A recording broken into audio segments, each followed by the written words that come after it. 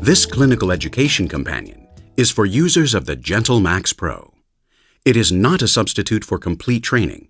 Be sure to read all the materials and take full advantage of the in-service training session. GentleMax Pro, the best of both worlds, with Alexandrite 755 nanometer and Nd:YAG 1064 nanometer wavelengths. For laser hair removal, the treatment of vascular lesions, the treatment of pigmented lesions, diffuse redness, and improvement in skin texture. For any laser treatment, it is important to have a complete initial consultation with the patient to review the patient's medical history, including medications. Select the proper skin type of the patient, complete a physical examination, review contraindications, and discuss the treatment process.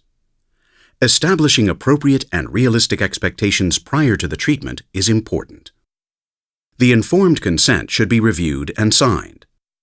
Pre-treatment preparations, such as advice regarding sun exposure and post-treatment care, should also be considered and discussed.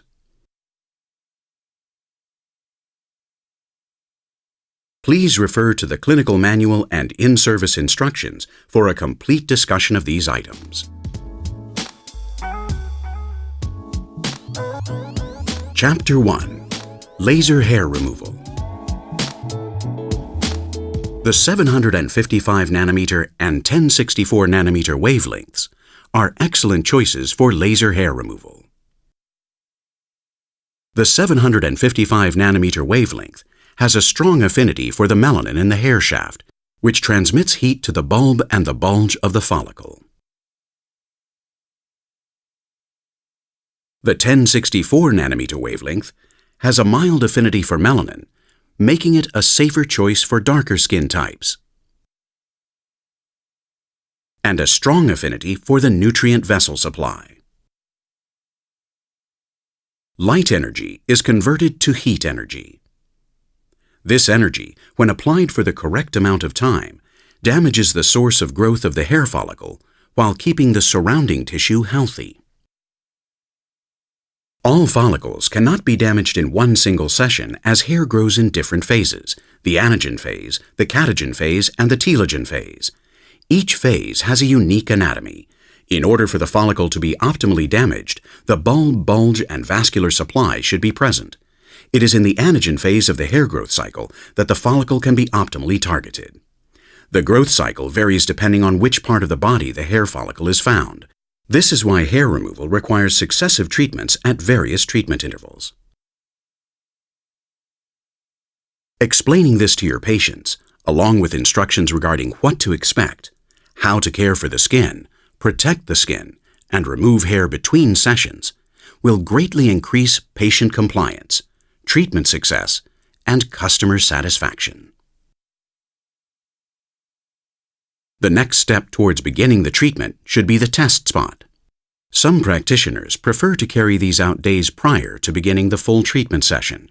This is especially recommended in patients with darker skin types or under special circumstances such as the use of potentially photosensitizing medication.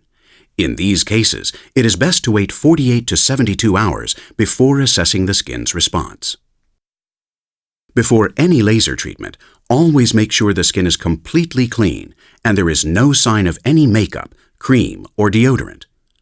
Residues can lead to burns. The test spot can be used to check the reaction of the skin and also to determine the optimal parameters for treatment. One way to achieve this is to mark off an area and divide it into 3 parts. Select a different fluence for each area, starting with the lowest parameters for the selected skin type. Refer to the treatment guidelines and select parameters based upon the treatment and skin type. In the Pro Series, the treatment guidelines are also available in an easy-to-use guided interface. Prior to pulsing the laser, make certain everyone in the room has the appropriate laser eye protection. Be certain that the eye protection has been cleaned between patients. Also be sure that the room is free of reflective surfaces. All windows are appropriately covered, and the door is closed with the appropriate signage. Once the safety of the surroundings has been checked and the parameters have been selected, we will pulse the laser 1 or 2 times in each of the selected energies, and then wait for the skin's response.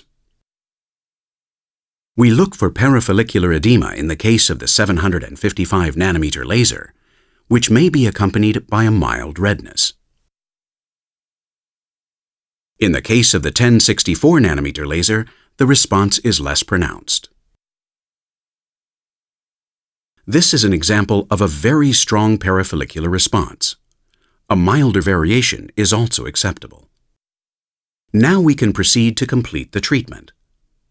For larger zones, you may wish to mark the zones in order to more easily remember which area has been treated. Remember to lower the energy by 2 joules over bony areas. Also remember that areas that have more pigmentation, such as the genital or axillary region, will also require a change in parameters based on the level of pigmentation.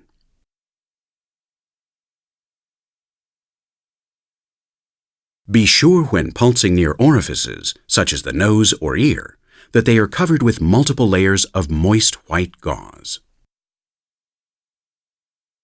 Also be certain to avoid lentigos, covering them with white pencil and/or a white paper as needed. Also remember to keep a 1 centimeter distance around tattoos. The long pulsed laser can be used to treat benign pigmented lesions, but never tattoos. Prior to beginning the sessions, you will want to know what the distribution and caliber of the hair is. Once this is determined, it is best to have the patient shave at home 24 to 48 hours prior to the session. There should be little or no hair on the surface of the skin. This is very important for 2 reasons.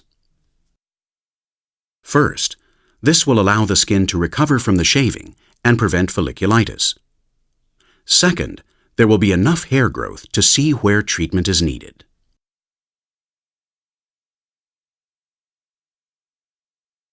Once you begin, remember the distance gauge should be placed flush, perpendicular, and overlapping. The GentleMax Pro is capable of very rapid treatments from just a single pulse all the way up to 2 Hz. Be certain that as you move the distance gauge across the area, that it is flush against the skin and neither pushing nor hovering in the air. The distance gauge should be perpendicular to the skin and not at an angle. Take care of this especially around curved areas of the body. Also be sure that the distance gauge overlaps approximately 20%. Remember, flush, perpendicular, and 20% overlapping. Let's review the parameter selection. We know the first thing we must carefully select is the phototype of the patient and adjust parameters for bony or pigmented areas.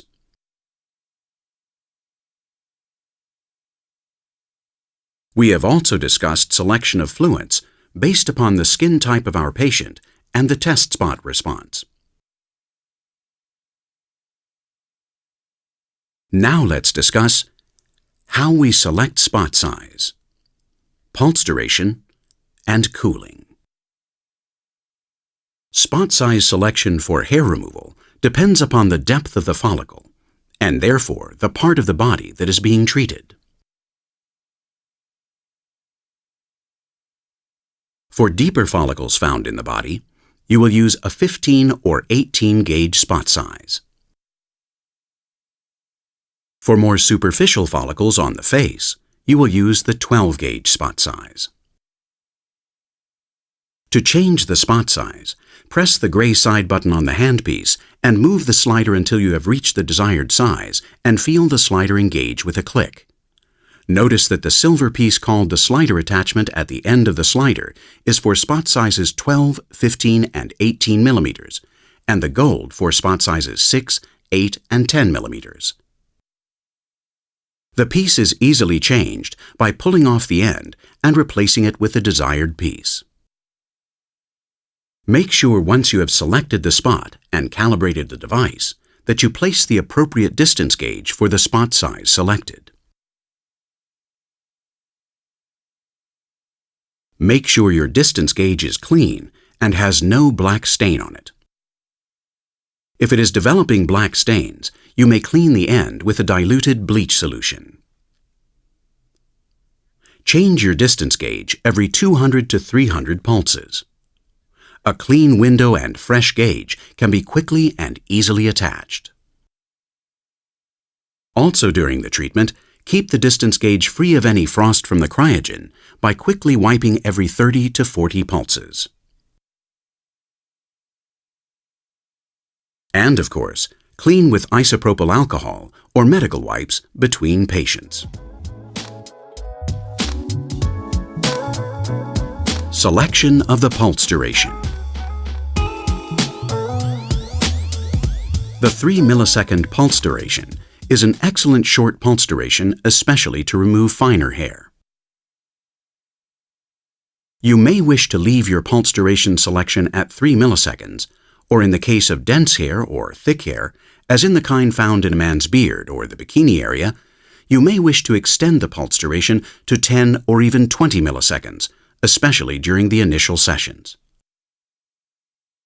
Extended pulse durations can also provide increased safety for darker skin types. Remember, with darker skin types especially, test spots are highly recommended. Selection of epidermal cooling parameters. The GentleMax Pro has the option of air cooling or cryogen cooling. For cryogen cooling, parameters should be selected based upon the type of treatment, the spot size, and skin type. Each day, check that the cryogen nozzle is centered and using the cryogen verification form that the distribution of the spray is homogeneous. In this case, we have selected 40 milliseconds of spray with a 20 millisecond delay between the spray and the laser pulse to fully cover the 18 millimeter distance gauge area. After the treatment is complete, you may use cool packs if desired, especially in the case of excessive redness. Otherwise, hydrating the skin with aloe vera gel or topical hydrocortisone and instructing the patient regarding continued hydration and sun protection are important. The following are maintenance tips that are especially important after hair removal treatments. Be sure to clean the distance gauges, inner slider, and window. The distance gauge should be cleaned with alcohol between every patient. Any darker spots can be cleaned with a diluted bleach solution at the end of the day.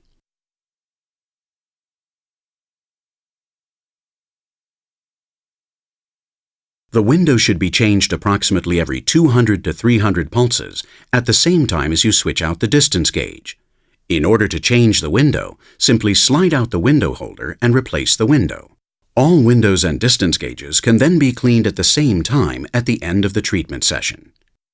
It's important to clean the handpiece area that houses the slider by removing the slider and the external window. Clean the inner portion by wiping like this. Be sure to clean the outer part of the slider and check the slider window. This should be done between patients.